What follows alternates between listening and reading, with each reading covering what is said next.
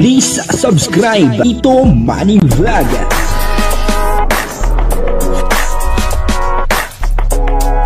Payagan po si Tito Manny Vlog na mag-reactor para pambiling gamot sa kanya pong karamdaman. Wala man siyang records ng ng away.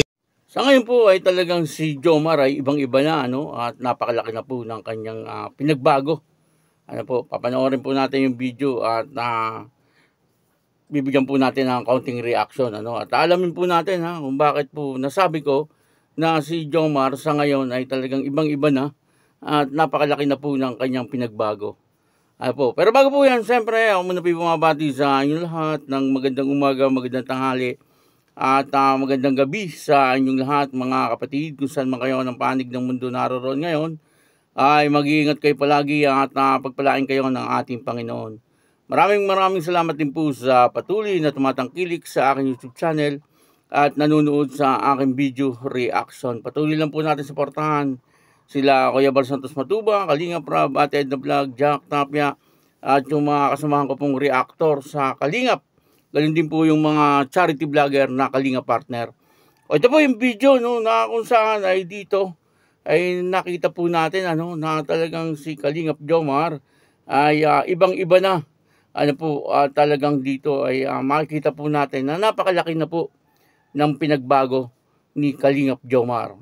Panoorin po natin yung video at ang kabuuan po ng video ito ay mapanood po natin sa YouTube channel ni Kalingap Jomar. Ayun portahan po natin Kalingap Jomar. Ito po yung video. Evening po. Bali, babagyo pa po dito sa Daet, pero may natin lang po akong isang pamilya kasi natrap po kasi sila dun sa baba ng apartment. Tapos parang nagpaano po muna ng nagpahinga muna ng bagyo, pero still may pero medyo magagabi na din po, alas 5 na din po.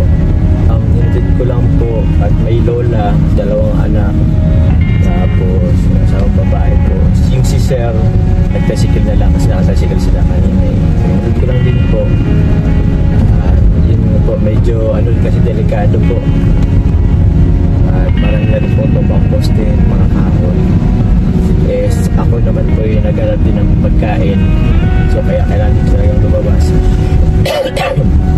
So yun po, grabe. So pagdami yan. Mga Kalingap, good morning po. Medyo na pa yung ating buhok.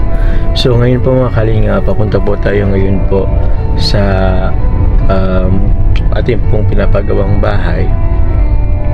Although ito po ngayon po yung after po ng bagyo na po mga Kalingap. So 2 days after po ng bagyo, kasi kahapon po kahapon po mga Kalingap is may nasikaso pa po tayo since nga po kakabagyo pa lang isang araw. So hindi ko pa po ito na bibisita, ngayon pa lang po mga Kalingap. Tara po mga Kalingap, puntahan po natin po yung bahay kung ano pong resulta. Ito na po yung bahay po natin. Ayan. Loob. Ikutan lang po natin. Ikutan po natin. May nagagawa po pa rin para sa ngayon. Akala ko walang tao.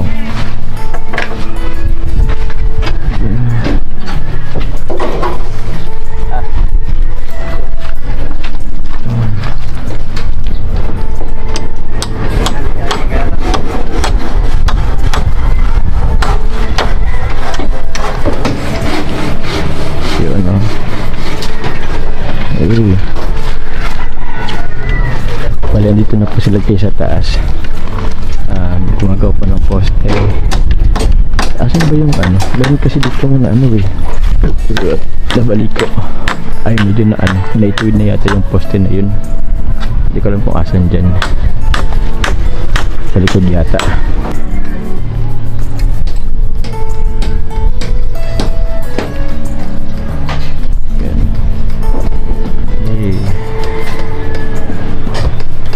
Wala naman po masyadong wala naman po masyadong nasira guys. Hindi po kasi guys buong buo so buti na lang din. Ito po yung loob. Patag po yan sa loob.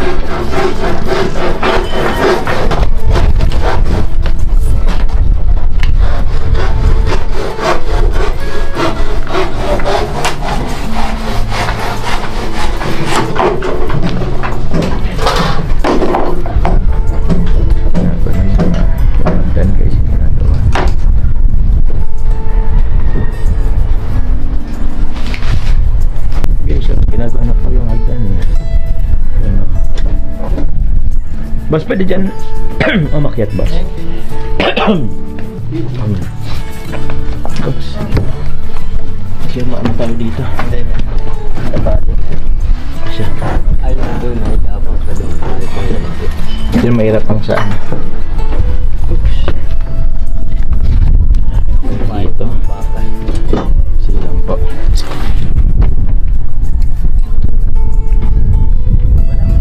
Salamat. Sige lang. Wala man po nasirang poste. Halos lahat naman po ano. Diretso pa naman. Ito po yung headmask. Kung gusto niyo po mapanood ng buong buo ang video ito na pinanood natin, ay puntahan niyo lang po yung YouTube channel ni Kalingap Jomar, at doon ay mas marami pa po kayong malalaman tungkol po kay Kalingap Jomar, kung ano po yung kanyang mga ginagawa. At dito nga po sa video ay nakita po natin itong si Kalingap Jomar ay bagamat bumabagyo ay talagang naandun pa rin po ang pagtulong niya, talagang sinuong niya po yung bagyo, upang sa ganon ay maihatid niya po itong isang pamilya, bagamat malakas po yung bagyo, yun daw po ay na-stranded dahil po sa bagyo. At dito po ay makikita po natin na talagang ibang-iba na si Kalingap Jomar.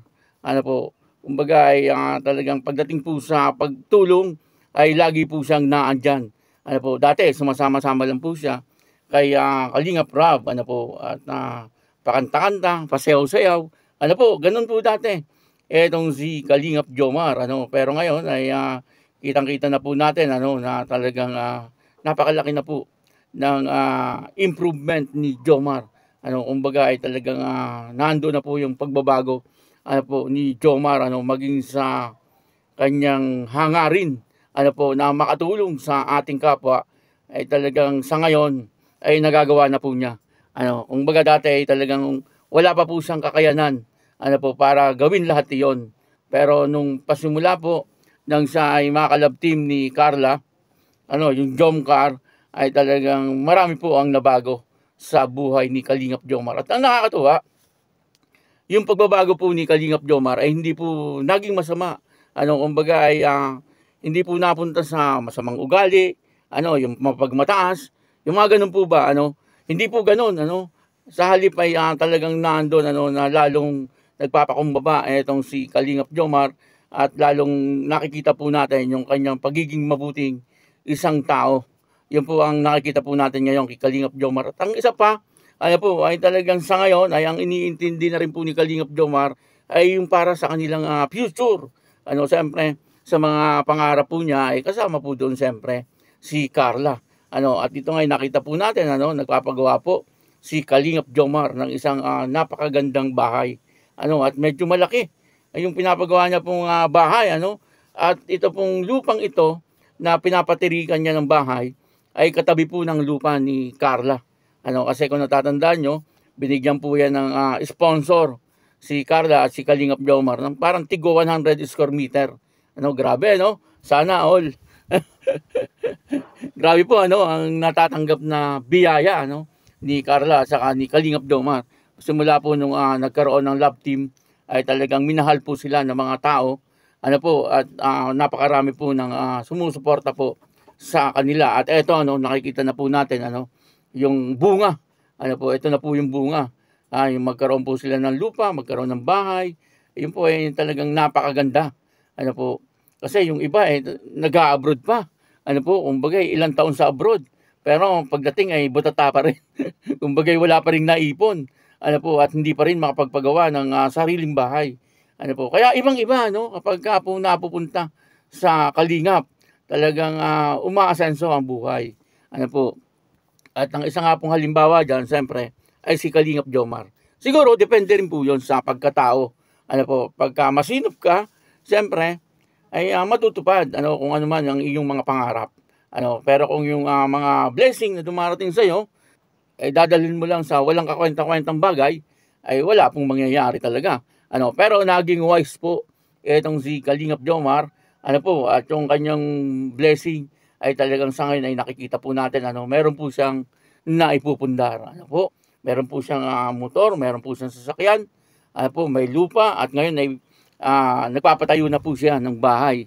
Yun siguro ay para sa future nila ni Carla. Hindi po natin alam, ano?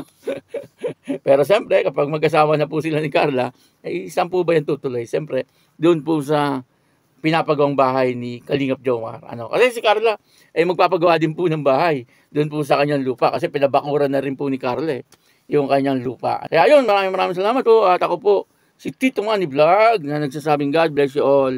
Diyos mabalos.